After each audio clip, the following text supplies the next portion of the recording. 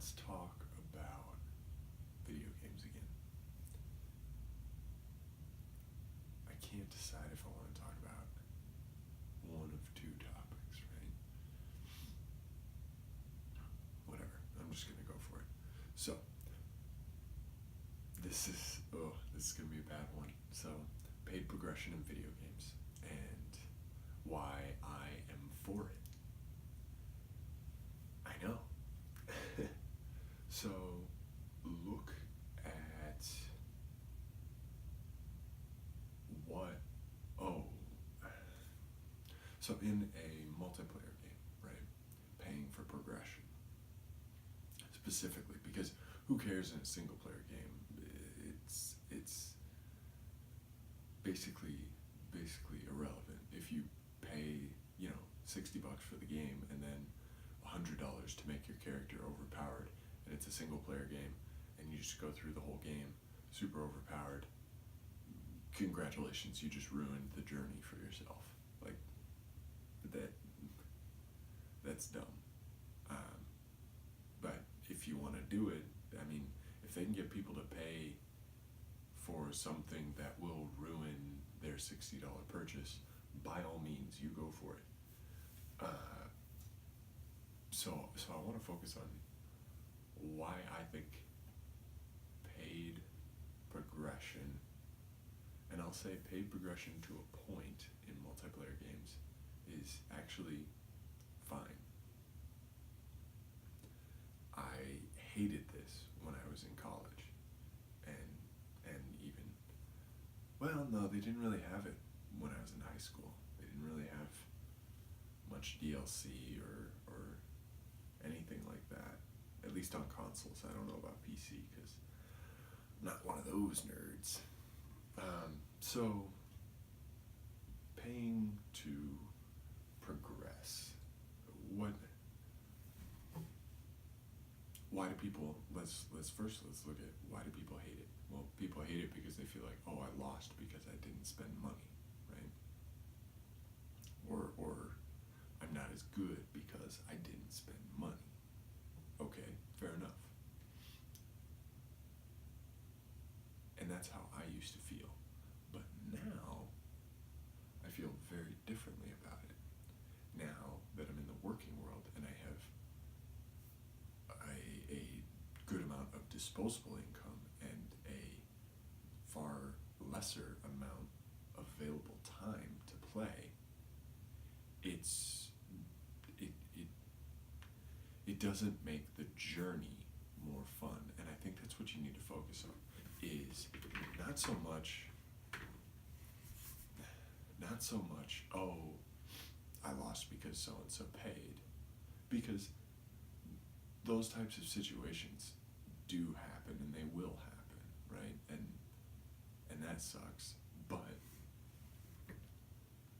if you look at just using paid microtransactions to enjoy the journey and to enjoy the process, it wouldn't be fun for me to get stomped every time I go. Let's say my favorite new game is a multiplayer game and it has paid progression, right? To a point. You don't want to just be able to buy everything and then trot along with your freshly bought, entire game. Well, you get what I'm saying. I don't mean to say that they're parsing out the game so that you can buy it piece by piece. What I'm saying is the entire progression loop of the game shouldn't be purchasable. You shouldn't be able to purchase the entire progression loop of the game, not the entire game. You can buy the game, and then the progression loop is separate. Anyway, moving on. So it's really discouraging for someone like me who doesn't have a lot of time but still wants to enjoy said game that is, exactly what I've wanted or whatever, and I get discouraged and I stop playing because I don't have the time to play. Whereas high school, they don't have the money, but they do have the time. And it's just a matter of how available you are to enjoy the journey, right? Now that's putting a lot on the individual to say that, like, don't overspend, or don't, well, I guess I can't really fault you for grinding it out and being way far ahead, but I don't know, I just think there is a place for somebody to purchase a game and then say, you know what, I'm really having fun with this game. Here's another $20 because I'm really having fun with the game, and I don't really have the time to pour into this game to what I would like, but I would like to keep progressing. So maybe another $20 gets them there, and they're good. I don't know. I think people calling out live services or games as a service or what have you for all their microtransactions, it's like they're never satisfied. You know what I mean? They're never satisfied for the, oh well, it's just cosmetic. Well, yeah, but they're nickel and diming you in all these other ways. Or look at Destiny 2 with their, oh, it's just cosmetic. Yeah, but it's one color for every like piece of equipment, and the pieces of equipment are constantly getting rotated. So, parsing out shaders in that way rather than just giving you a universal shader. Which, I get it. But given that we don't feel like, at least from what I've seen online and on YouTube, nobody seems to enjoy these types of microtransactions. Nobody seems to enjoy cosmetics. Everybody seems to think, oh, well, they're doing it in a really bad way. It's like, but your initial requirement was that they didn't tie any microtransactions to progression. That was the original stipulation. And now they've just said, oh, well, yeah, that, and it's that, and your cosmetics aren't enough. It's a constantly moving goalpost on both sides, right? So you end up with developers saying, okay, well, you said you didn't want any microtransactions tied to progression. Well, we didn't do that, but we did create a cosmetic system that really benefits us, right? Which, can't blame them. They are them, and they're in charge of the game. So, sure, develop something that benefits you. And then when they do that, they get yelled at because, oh, it's not a good enough cosmetic microtransaction system. That's crap.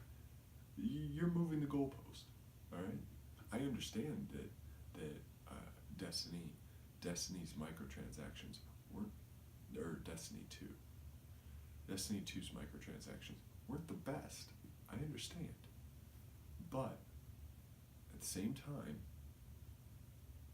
you said don't tie it to progression. They didn't tie it to progression. You got mad. Whose fault is that? Whose fault is that? That's your fault. Sorry, it is. And I realize this is going to be super unpopular, and that's fine with me. It's just, that's just how I feel. I think there is a way to incorporate progression into microtransactions in a way that basically what we're looking for is respecting the player's time, right? And when a player doesn't have a lot of time, that time becomes infinitely more valuable. So as a developer, I would rather, your goal is to get as many people playing your game as possible. So having a system that doesn't allow any sort of progression through payment, you're blocking off an entire swath of gamers that really enjoy your game but don't have the time to play it and get discouraged and set it down. I think if you do some sort of limited progression system, like maybe you can only buy so much per, like Destiny has a weekly reset. Let's say you can only buy like one loot drop per reset, right? And even better. So the weekly reset has different, or at least it did when I played. I haven't played Forsaken. I haven't played quite a bit lately, just because I jumped off the bandwagon because I didn't have time to keep up with all the grind that they wanted me to do. Because exactly what we're talking about here, I don't have a lot of time, but I have more money than I have time, because I spend most of my time earning money. So I would like to be able to spend that money on a game, and I really enjoyed Destiny until I realized that it wasn't respecting my time, until I got to the point where it was just asking me to invest more time, and my reward for investing more time was very, very little progression. And when the value of your time goes way up because you have so little of it, a non-rewarding progression system just boots you right out. I mean, contrast that with the progression system in, well, this kind of took a turn into progression systems and rather outside of pay for progression. Maybe I'll say that for next time. Next time on Ryan Talks Video Games, we're going to talk about the difference between the progression system in Destiny and why I hate it, and the progression system in Monster Hunter and why I love it. Alright, that's long enough.